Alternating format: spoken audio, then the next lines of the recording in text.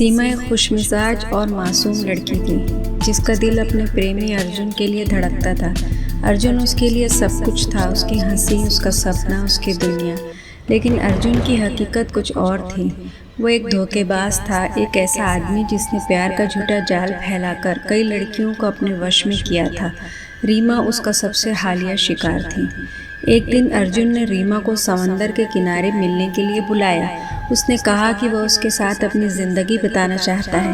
रीमा के लिए यह उसकी ज़िंदगी का सबसे खूबसूरत पल था। वह अपनी आंखों में हज़ारों सपने लेकर वहां पहुंची, लेकिन अर्जुन के मन में कुछ और ही चल रहा था। उसने रीमा को एक झूठे वादे से बहकाया और मौका पाते ही उसकी हत्या कर दी।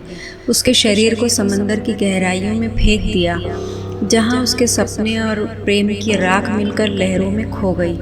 अर्जुन अपने किए पर ज़रा भी पछतावा महसूस नहीं करता था। उसे विश्वास था कि रीमा की कहानी भी उन लड़कियों की कहानी की तरह समाप्त हो जाएगी जिन्हें वह धोखा दे चुका था। लेकिन इस बार वह गलत था। रीमा की आत्मा अब मुक्त नहीं थी। वह समंदर की लहरों के साथ उठती गिरती रहती थी, अपनी बेवजह की मौत का बदला लेने के लिए बेताब थी। कुछ दिनों बाद समंदर के किनारे के गांव में अजीब घटनाएं घटने लगी। लोग कहते हैं कि उन्होंने रात के समय एक सफ़ेद साया देखा था जो समंदर की लहरों के साथ बहता हुआ किनारे तक आता था। मछुआरों ने दावा किया कि उन्होंने एक लड़की की सिसकियां सुनी जो उनकी नावों को डुबोने की धमकी दे रही थी। गांव के बुजुर्ग कहते थे कि यह आत्मा किसी प्रेमी की थी जिसे उसके प्रेमी ने धोखा देकर मार डाला था। एक रात अर्जुन फिर से उस समंदर के किनारे पहुंचा। इस बार वह किसी और लड़की के साथ था, एक और मासूम, जिसे वह अपने झूठे प्यार के जाल में फंसाने की कोशिश कर रहा था।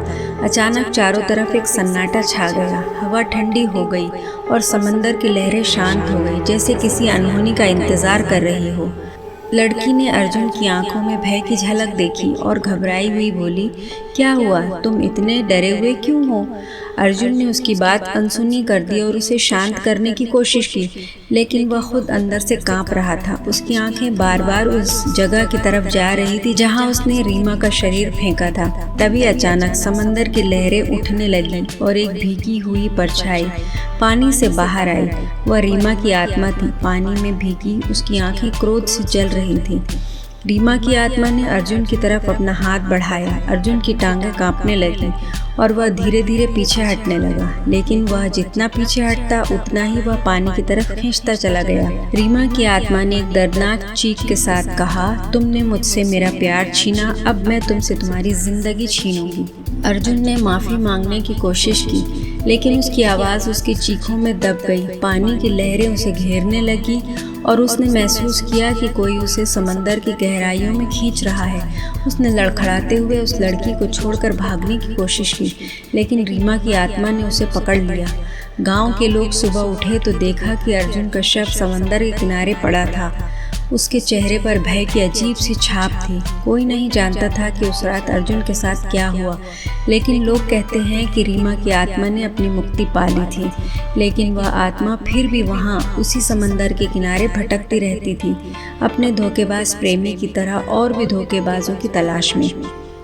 अब लोग कहते हैं कि उस समंदर के किनारे पर कभी अकेले मत जाना, खासकर अगर तुम्हारे इरादे साफ न हो, क्योंकि रीमा की आत्मा अभी भी वहाँ रहती है, अपने अगले शिकार की तलाश में।